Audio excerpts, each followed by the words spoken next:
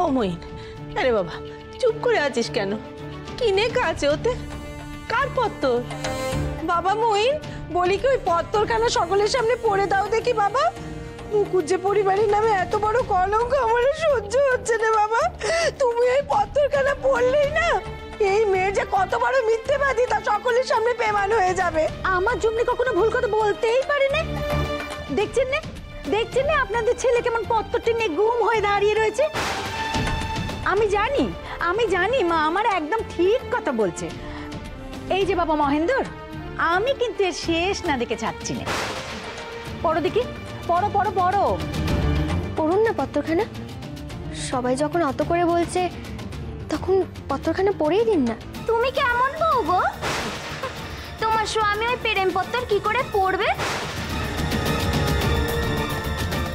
দেখছো নে মুখখানা কেমন আলুনি হয়ে গেছে।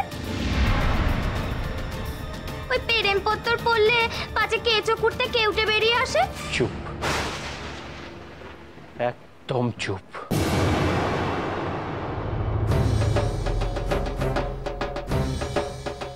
অনেকক্ষণ ধরে সব নোংরা নোংরা কথা আমি সহ্য করছি, আর নয়। এই ব্যাপারে আর কেউ কোনো কথা বলবে না। কি এত বড় সাহস? আমার সামনে আমার মেয়েকে তুমি ধমকাচ্ছ? কি ভেবেছো, কি ভেবেছো কি তুমি? তোমার এই গলার জোরে সবার মুখ তুমি বন্ধ করে রাখবে?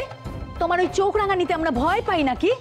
এবার বুঝেছি রে মা, পাছে সবাই সবকিছু জানতে পেরে যায়, ওই জন্য গলার জোরে সবার মুখ বন্ধ করে রাখতে চাইছে। না জেনে শুনে কেন এত আজে বাজে কথা বলছেন আপনি? আপনি জানেন এই চিঠিতে কি লেখা আছে? সেইটাই তো তখন থেকে জানতে চাইছি। কি লেখা আছে আপনি বলে দিন তাহলে।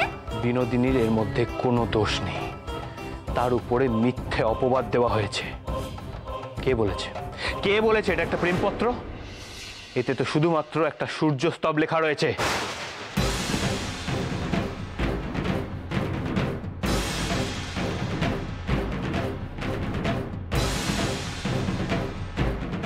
সূর্যস্তবের মন্তর? হাতের লেখা খানা কার? কার আবার?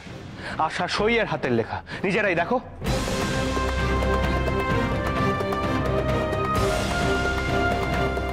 ছি ছি ছি, কি অন্যায় কথা! ঠাকুরের মন্তর নিয়ে ছেলে খেলা। সূর্যস্তব? না না, হতেই পারেনি। সূর্যস্তবের মন্ত্র হলে খেমি আমার লুকিয়ে লুকিয়ে নিয়ে যাবে কেন? বেশ তো মা, তুমি নিজেই দেখে নাও কি লেখা আছে আর কার হাতের লেখায় লেখা। দেখি। ও মা, এ তো মন্তর লেখা আছে। না না নতুন বউ, তুমি বাড়ি অন্যায় কথা বলেছো। বিনোদিনী তো পুজো আচ্ছা মানেনি, তাইলে সে হঠাৎ সূর্য মন্তর লিখতে যাবে কেন?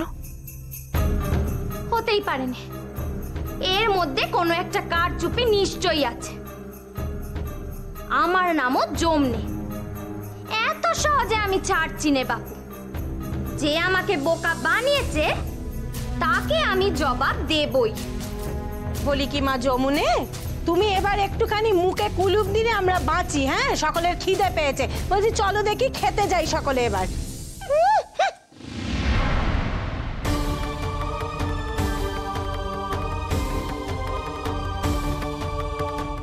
কি রে খেমি, তুই এতক্ষণ কোথায় ছিলি? আমি তো ভেবেই মরে যাচ্ছিলাম। খেমি, বিহারীবাবুর হাতে তুই চিঠিখানা দিয়েছিস তো? উনি কি তোর সামনেই চিঠিখানা খুললে? কিছু বলেছে রে খেমি?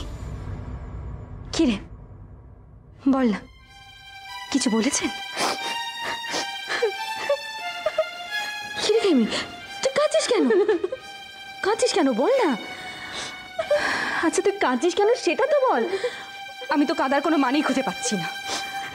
ওই নতুন বউ আমাকে ধমকে ধামকে চোর অপবাদ দিয়ে তোমার ওই চিঠিখানা নিয়ে গেছে। কে রে বিনু দিদি? সর্বনাশ, তুই আটকাতে পারলি না? আমি তো কথা হাতে পায়ে ধরলুম, নিজে পড়তে পারেনি বলে কার চিঠি কি বৃত্তান্ত সব জানতে চিঠিখানা নিয়ে চলে গেছে। আমি বলিনি বিনু দিদি ও চিঠি তুমি লিখেছো। আমি তো বলেছি ঘর ঝাড় দিতে গিয়ে চিঠিখানা পেয়েছি। চিঠিখানা পড়লে যে সবাই জেনে যাবে সেখানে তো আমি বিহারী বাবুর নাম লিখেছিলাম। এ কি এখন উপায়? আচ্ছা খেমি, বিহারী বাবু এই ব্যাপারটা জানেন? আমি আমি তো গেছিলাম বিহারী দাদাবাবুকে জানাতে, যদি যদি উনি কোনো উপায় বের করতে পারেন, কিন্তু উনিও তো দেখলাম খুব দুশ্চিন্তা করছেন গো বিনু দিদি। হ্যাঁ, ইস, এ তো কেলেঙ্কারি হয়ে যাবে। মহেন্দ্রবাবু যদি জানতে পারেন তাহলে তো কুরুক্ষেত্র বাঁধিয়ে ছাড়বেন।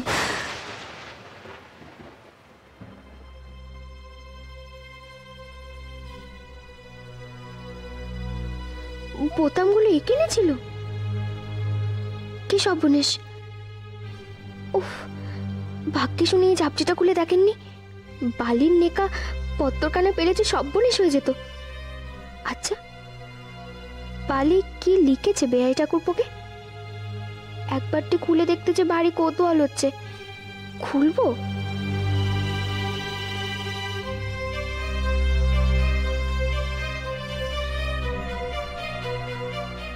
না থাক, অন্যের পত্তর খুলে দেখাটা অন্যায়। বালি নিশ্চয়ই তার মনের কথা লিখে বেহাই ঠাকুরপোকে জানিয়েছে, নইলে খেমির হাতে গোপনে কেন পত্তর পাঠাবে? বেহাই ঠাকুরপো এতই লাজুক, মুখে যে কোনো কথাই বলছেন না। কি চাইছেন বেহাই ঠাকুরপো? আশা, পেলে বোতামগুলো?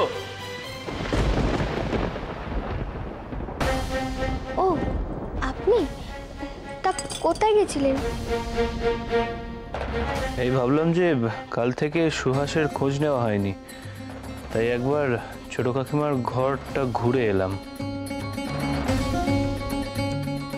আশা ওরকম চমকালো কেন? কি রাখলো ওখানে? কিছু একটা লুকোলো মনে হলো। আচ্ছা আশা, আমি ঘরে ঢোকা মাত্র তুমি এমন ভূত দেখার মতো চমকালে কেন? কই না তো, আসলে আপনি পেছন থেকে ডাকলেন বলে একটু চমকে উঠেছিল। এই নিন আপনার বোতাম, দাঁড়ান আমি লাগিয়ে দিচ্ছি। কিছু তো একটা আশা লুকোচ্ছে আমার কাছে। কি হতে পারে? আপনি আর দেরি করবেন না, এবার আপনি চলে যান। মামা বাবু তো অনেকক্ষণ আগেই আপনাকে ডেকে গেছেন। নতুন বউয়ের বাড়ির লোকেরা যে আপনার জন্য অপেক্ষা করছে। হুম হুম, যাচ্ছি।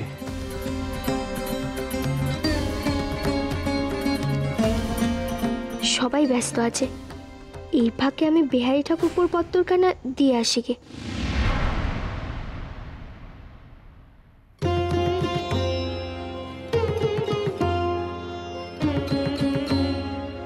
বেহারি ঠাকুরপো, ওঠান ওঠান, ওদিকে কি খবর? আমি এখানে নিশ্চিন্তে বসতে পারছি না।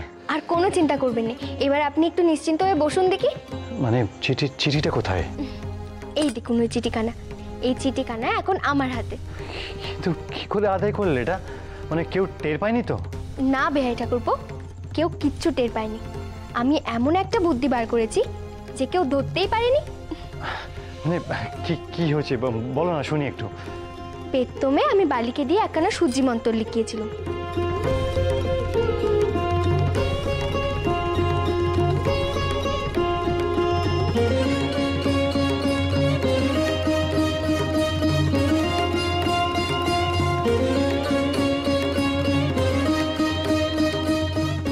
এতে তো শুধুমাত্র একটা সূর্য স্তব লেখা রয়েছে। সত্যি তোমার উপস্থিত বুদ্ধি বটে বৌঠান। তার মানে আমি ঠিকঠাক লোকের ওপর ভরসা করেছি। এবার নিন, আমার এবার ছুটি। আপনার সম্পত্তি আপনি নিজেই সামলান, নিন।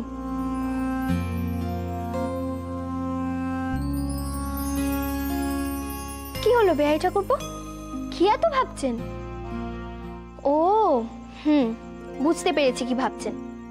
এই যে আপনি বললেন আমি ঠিক লোকের ওপর ভরসা করেছি, তা কোথায় গেল সেই ভরসা?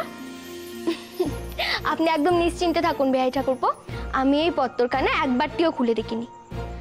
তবে আমি বুঝতে পেরেছি ওই পত্তরখানাতে কি লেখা থাকতে পারে। বেহাই ঠাকুরপো, আপনি আর বালি যদি দুজন দুজনকে আপন করে নেন, তাহলে আমার থেকে বেশি খুশি আর কেউ হবে না। মা মাসির কাছে এবার ওদের দুজনের বিয়ের কথা কানা পারতেই হবে। মাথাটা একটু ঠান্ডা কর না জমনে। দেখ, প্রথম সন্তান যদি ছেলে হয় তুই তো রাজরানী হবি মা। ওই ছেলের মামা আমাদের তেমনই বলেছে, বংশের প্রথম সন্তান ছেলে হলে সে হবে সব দেবত্ব সম্পত্তির মালিক। তাই তো এই বিয়েতে রাজি হলুম। ছাই হবে। তুমি জানো নি, আমার ওই শাউরি মা বজ্জাতের আটি একটা, আর ওই মিনসে সারা দিন রাত শুধু ওই ধুমসো মায়ের কথায় ওঠে বসে। ছেলে হবে এই আশায় ওরা ছেলের আবার বিয়ে দিয়েছে, কিন্তু ওই মেদামারা মিনসে যে আটকুড়ির বেটির আঁচল ছাড়ছেই নেই। আরে বাবা, ছাড়বে, সেজন্যই তো আমার এখানে আসা। সবে তো ছুঁচোয় ঢুকেছিস, এবার তো তোকে ভালো হয়ে বেরোতে হবে মা। আর তার জন্য তো একটু কাঠখড় পোড়াতেই হবে। শোন না, জামাই বাবাজিকে তুই সাফ জানিয়ে দিবি, আগে ওই বাঁজা মেয়ে মানুষকে বিদে করবে, তবে বংশরক্ষে হবে। যতদিন ওই বাঁজা মেয়ে মানুষ এখানে থাকবে ততদিন কিছুতেই যেন সন্তান গব্বে না আসে। এই তুমি আর কি নতুন বুদ্ধি দিলে মা? এই বেড়াল তো আমি পেত্তম রাতেই মেরেছি। তাই মা, তোকে নিয়ে আমার গব্বে বুকটা ভরে যাচ্ছে। সোনার টুকরো মেয়ে আমার, কি বুদ্ধি। আমার মেয়ের রাজরানী হওয়া কেউ আটকাতে পারবে না। এ তো দেখছি মহা শিয়ানা মেয়ে মানুষ। কে কে ওখানে? ও তুমি দাঁড়িয়ে দাঁড়িয়ে বুঝি আমাদের মামের কথা শুনছিলে? কি লাভ বলো আমাদের মামের কথা লুকিয়ে লুকিয়ে শুনে? না না না, এ মা, দাঁড়িয়ে দাঁড়িয়ে নুকিয়ে নুকিয়ে কেউ কথা শোনে কখনো? ওটা তো পাপ কাজ, ওসব আমি করি না। কথা শুনবো কেন? তোমার মাকে আমি ডাকতে এসেছিলুম। আসল কথা হচ্ছে কি, তোমার বাবা নিচে অপেক্ষা করছেন, গাড়ি দাঁড়িয়ে আছে।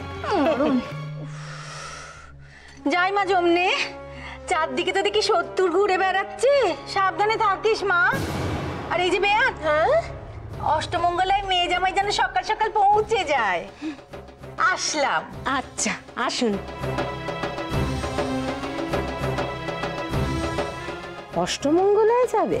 নিশ্চয়ই যাবে জোরে, ফিরবে সমু একা। ওই মেয়েকে যদি আমি সিধে না করতে পেরেছি, তাহলে আমার নাম তারা সুন্দরী নয় গো। শ্রদ্ধেয় বিহারী বাবু, এই বিরহের জ্বালায় যে পড়িয়াছে সেই শুধু এর যন্ত্রণা উপলব্ধি করিতে পারে। এমন করিয়া এই অভাগ্যকে সাজা দিবেন না। ভাগ্যে সেই চিঠি মহিন্দার হাতে পড়েনি, কিন্তু বিনোদিনী, কি হলো বিনোদিনীর? ও কি সত্যি আমার প্রতি দুর্বল হয়ে পড়েছে? মহিন্দা যদি জানতে পারে তাহলে তো কুরুক্ষেত্র বাঁধাবে। না, বিনোদিনীকে বোঝাতে হবে। বিনোদিনী যদি মন শক্ত না করে, নিজেই বিপদে পড়বে। বেহারি,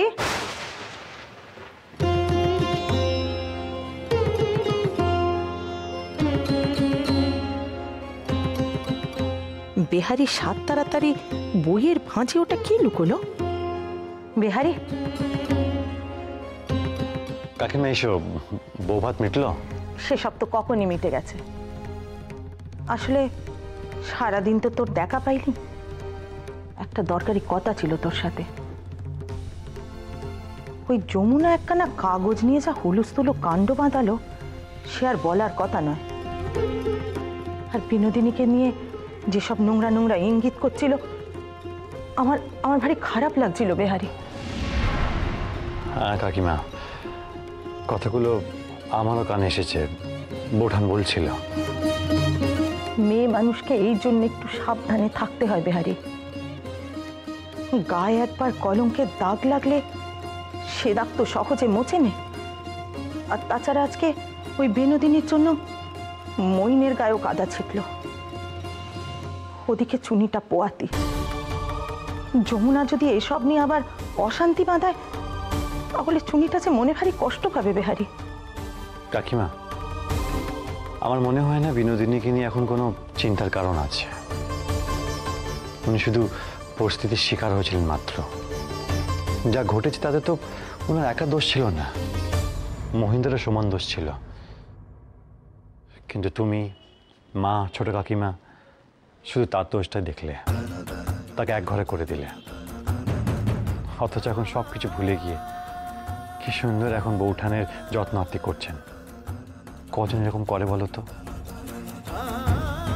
বিনোদিনীর মতো একজন গুণী মহিলা সারা জীবন শুধু বঞ্চনার অবহেলা পেয়েছেন, নিজের উচিত প্রাপ্য কখনো পাননি। উনিও তো একজন রক্তে মাংসের মানুষ।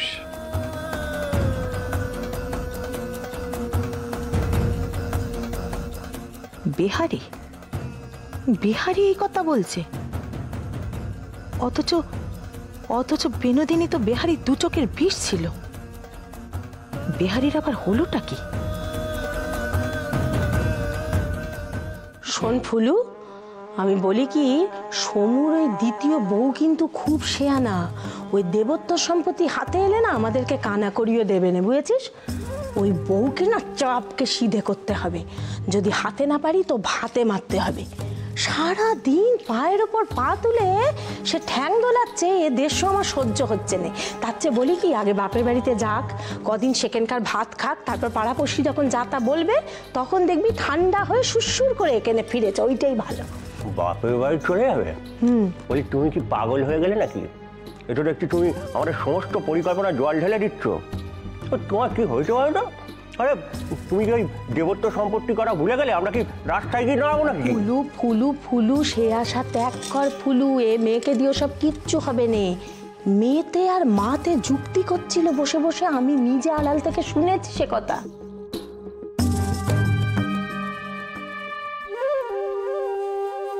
যতদিন ওই বাজা মেয়ে মানুষ এখানে থাকবে ততদিন কিছুতেই যেন সন্তান গব্বে না আসে। তুমি এই বাঁজা মেয়েটিকে বাড়ি থেকে বিদায় করো, দেখবে সমুর নতুন বউ একেবারে ঠান্ডা মেরে যাবে, সংসারের সব কাজকর্ম গুছিয়ে করবে। তুই চুপ কর দেখি, তুই তো বলেই খালাস। বলি কোন যুক্তিতে, কোন যুক্তিতে আমি সুহাসকে এ বাড়ি থেকে বিদায় করব? সে তো সমুর দ্বিতীয় বেখানা মেনে নিয়েছে, তাই না? এরপর যদি তাকে তাড়িয়ে দিই তাহলে এ বাড়ির লোকজন একেবারে আমার ওপরে নেকড়ের মতো ঝাঁপিয়ে পড়ে আমাকে ছিঁড়ে ছিঁড়ে খাবে। ওই কথায় বলে না, একে বুড়ির নানা দোষ তার উপর নাকে খোস, আমার হয়েছে সেই অবস্থা। না ফুলু, এ অসম্ভব, তুই চুপ কর। তোমার এই বড় দোষ দিদি, কোনো বিষয়টাকে তুমি না টলিয়ে ভাবো না, টলিয়ে ভাবতে হবে, বুঝলে? আমি বলছি দিদি, এই সুহাসী তোমার সব সমস্যার সমাধান করে দেবে। এমন চাল তুমি চালবে দিদি, সুহাস একেবারে বাপ বলে বাপের বাড়ি চলে যাবে। তুই কি বলছিস ফুলু? আবার কি তাহলে তুই কোনো নতুন ফোন দিয়ে উঠেছিস? হ্যাঁ, বলি রাজি কি হবে সুহাস? রাজি হবে মানে আয় বাদ হবে, রাজি হতে সে বাধ্য। শোনে রে, সমুর আড়ালে তুমি সুহাসের সামনে কাঁদুনি গাইবে, বলবে যে এই যাত্রায় আমার নাতি পাওয়া হলো না গো, বলে একবারে কেঁদে আটারি পিচারি করবে। একটা সময় গিয়ে দেখবে যে সুহাসের মন একেবারে গুলি জল। আর ঠিক তক্ষণি সুযোগ বুঝে দিদি তুমি আসল কথাটা পারবে। কি বলবে? বলবে যে সুহাস এ বাড়িতে থাকলে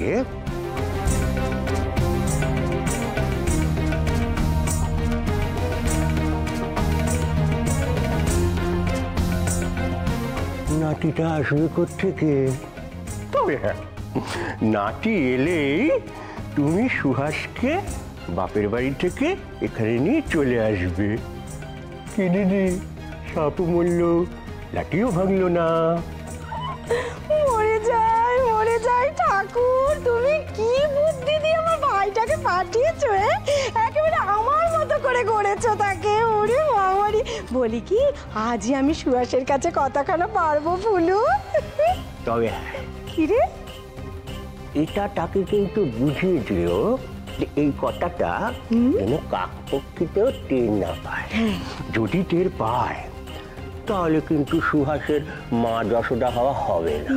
শোনো শোনো শোনো, আমাদের হাতে সময় তো কম, পারলে সুহাসকে কালকেই বিদায় করে দাও। ছি মা বাবু, ছি